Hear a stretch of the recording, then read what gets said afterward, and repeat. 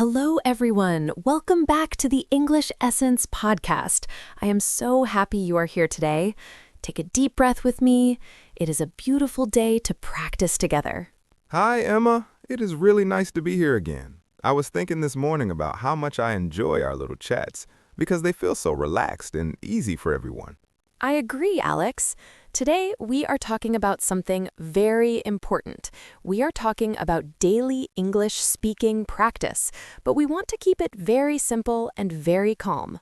That is a great topic because many people feel worried when they try to speak every day. They think they have to say big words, but really, simple words are always the best way to start. Yes, exactly. You do not need to be perfect. You just need to show up. Alex, how do you feel when you start something new? Do you feel nervous? Oh, definitely.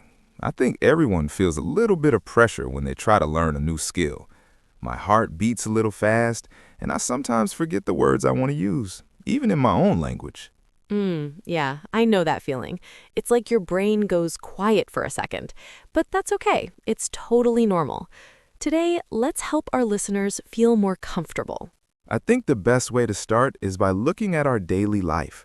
We do so many small things every single morning. We wake up, we drink coffee, and we look out the window at the sky. I love that. Let's talk about the morning. When I wake up, I usually say good morning to my cat. It is a very small thing, but it helps me start speaking. That is so sweet, Emma. I usually talk to my coffee machine. I say, please make a good cup of coffee today, because I really need that energy to start my long workday. Does the coffee machine answer you? Not yet, but I'm still waiting for it to say something back to me. But seriously, just saying those few words out loud makes me feel much more confident about using my voice. That is the secret, isn't it? Just using your voice. It doesn't matter who you're talking to. You can talk to your cat, your plants, or even your breakfast. Exactly. You're just training your mouth to make the sounds. English sounds can feel a bit strange at first, so practicing with simple sentences like, the water is hot, is very helpful. The water is hot. That is a great sentence. It's simple, it's true, and you can say it every day when you take a shower or make tea. It really is. And you can also talk about the weather. People love talking about the weather. Today, for example, the sun is shining through my window and it makes me feel very happy. The sun is shining. It is a lovely day here too. If it is raining where you are, dear listener, you can say, it is raining today. It is a simple fact. And if you feel a bit tired, you can say, I am a little tired today. It is okay to express how you feel. You do not always have to say, I am fine, thank you. That is so true, Alex. Being honest in a new language feels very good. It makes the language feel more like it belongs to you. It feels more human. I think many people wait until they are ready to speak. But the truth is, you are ready right now. You can start with just 1 or 2 sentences every single morning. Yes, don't wait for a special time. Just start now. Let's think about the afternoon. What do you say in the afternoon, Alex? In the afternoon, I usually go for a short walk. I see people in the park and I say, hello, or have a nice day. It is a very small interaction, but it feels very friendly. Have a nice day. I love that phrase. It is like a little gift you give to someone else, and it is very easy to practice saying it clearly. It really is a gift, and when someone says it back to you, it gives you a little boost of happiness. It makes you feel like you are part of the world around you. I can feel that happiness. Sometimes I practice speaking while I'm cooking dinner. I say things like, I am cutting the carrots, or the soup smells very good. I do the same thing. I feel like a chef on a cooking show. I say, now I am adding some salt, and I hope this tastes good for my family tonight. That is a wonderful way to practice.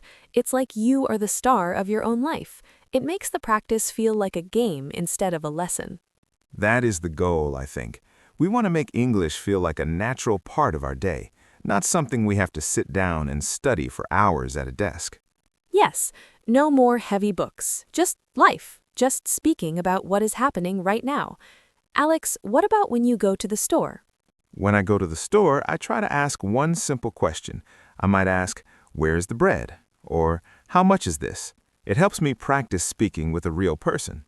Those are perfect questions. They are short and they get the job done. And usually, the person at the store is very happy to help you.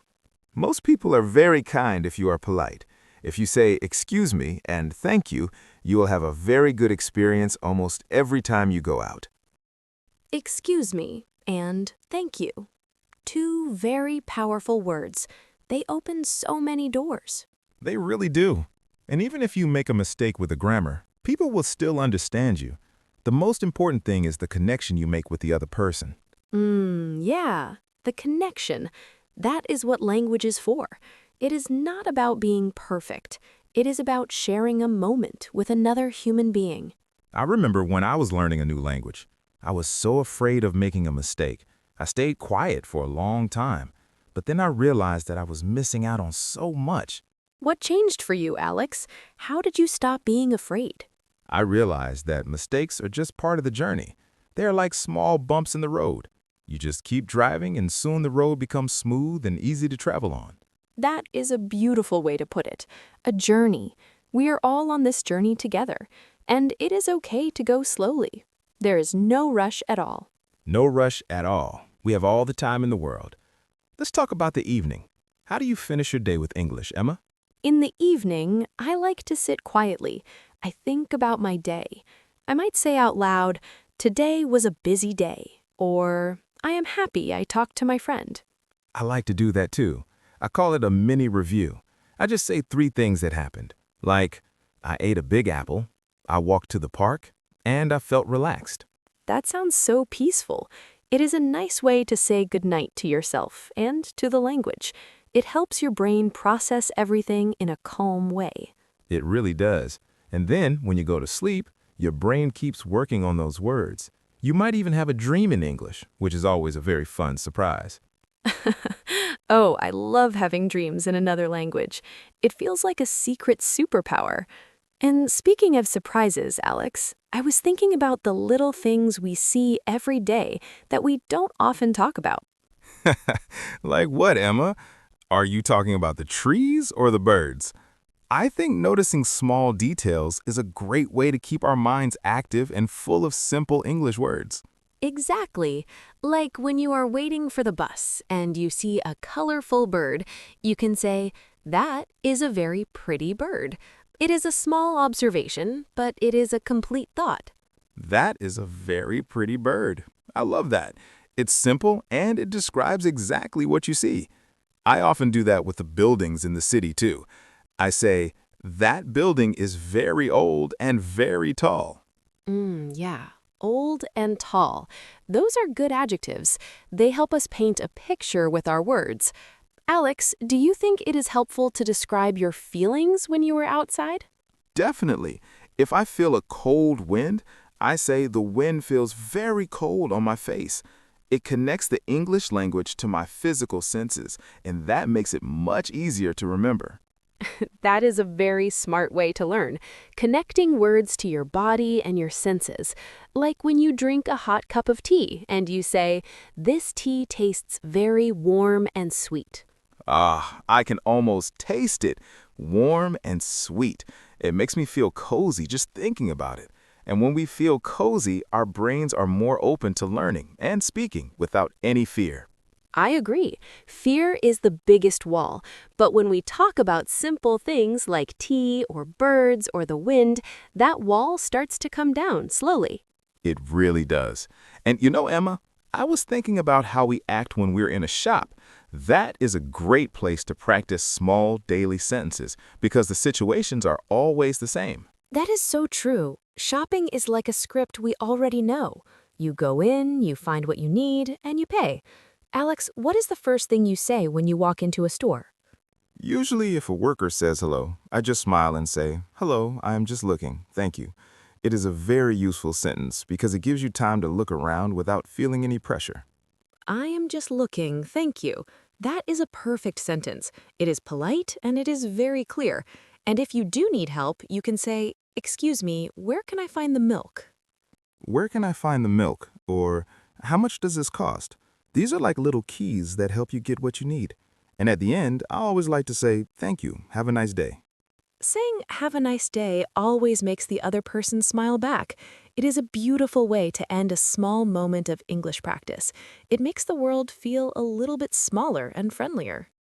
It really does. And the same thing works on the bus or the train. You can say, "Is this seat taken?" or "Thank you" to the driver when you get off at your stop. Those are small steps, but they build big confidence. I think our listeners should feel very proud of every small word they say, even if it is just hello. Every hello is a victory. Every thank you is progress. You don't need to speak for an hour to be a good English speaker. You just need to speak a little bit every day. Yeah, a little bit every day. That is the essence of learning. It is not about speed, it is about staying calm and keeping a warm heart while you practice. Well said, Emma. So let's recap our main ideas one last time. First, talk to yourself in the morning about your coffee or the weather. Second, use small, kind phrases when you are shopping or walking in the park. Say, "Excuse me," "Thank you," and "Have a nice day." Third, describe what you see and feel, the pretty bird, the cold wind, or the warm tea. And finally, remember that we are here with you and we are very proud of you. We truly are. Thank you for spending this time with us today. If you enjoyed this conversation, please subscribe to the English Essence podcast and leave a comment. We love reading your stories. Tell us one simple thing you said in English today. We wish you a peaceful day and many happy moments of practice. Thank you, Alex. And thank you, everyone. We will talk to you again very soon. Goodbye for now. Goodbye. Take care of yourself and keep speaking slowly and clearly. Bye, everyone. Bye bye.